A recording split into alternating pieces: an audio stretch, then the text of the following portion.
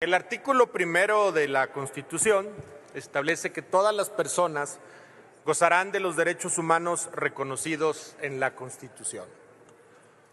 Uno de los temas más importantes que recopilamos en las campañas electorales en el estado de Nuevo León tuvo que ver con la discriminación por omisión.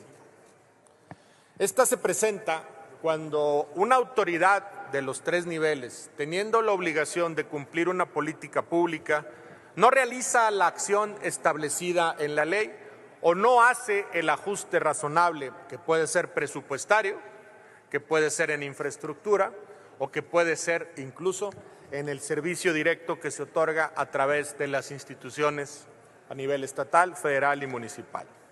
Ejemplos de esto son cuando no se estipulan acciones afirmativas a favor de los grupos vulnerables, cuando las mujeres son causa de desigualdad ganando menos que los hombres y cuando realizan el mismo trabajo. Incluso apenas la semana pasada votamos una reforma constitucional que garantiza la igualdad sustantiva.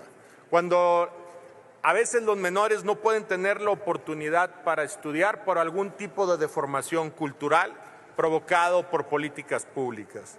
Cuando a pesar de que existen políticas públicas y los presupuestos necesarios, las comunidades no pueden acceder a estos por burocracia, por simple y sencillamente el desgano de una ventanilla de una autoridad municipal, en la autoridad estatal o incluso en la federal.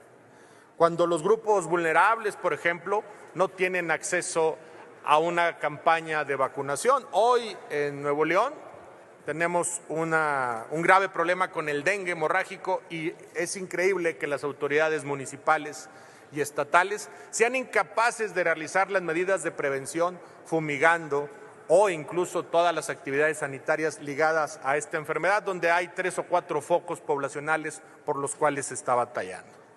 Lo que planteamos el día de hoy es que la discriminación en México tiene origen en perjuicios intencionados evidentemente, pero también tiene origen en perjuicios por malos servidores públicos que simple y sencillamente no realizan la función para la cual fueron contratados en algún supuesto o incluso electos. Hoy modificamos y venimos a plantear modificar el artículo primero de esta ley federal para prevenir y eliminar la discriminación, para que quede como sigue y que sobre todo quede claro y determinado lo que significa la discriminación por omisión. Si bien es cierto hoy la ley toca someramente este articulado, la realidad es que no queda claro en qué consiste. Y me voy a permitir leer a la letra la propuesta que hacemos de esta reforma. Es la parte tercera del artículo que ya he señalado. Dice: la discriminación por omisión es una forma de discriminación menos visible que la discriminación directa, pero igualmente perjudicial para quien la padece. Y tiene lugar cuando no se toman medidas que permitan a todas las personas acceder a la igualdad de condiciones y derechos o se incumple con la obligación de promover, respetar, proteger y garantizar los derechos humanos en los términos establecidos en el artículo primero constitucional para evitar cualquier forma de exclusión.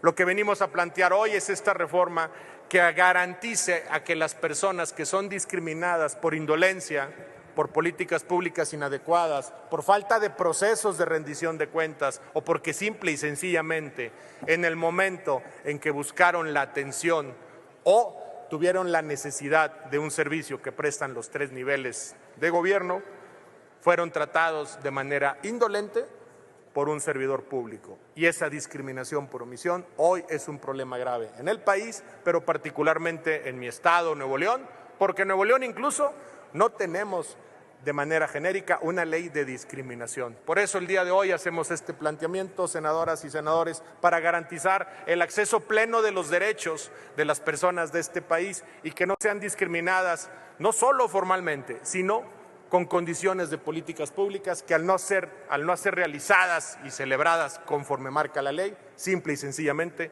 es un proceso discriminatorio que se da por omisión. Es cuanto, presidente. Gracias, senadoras y senadores.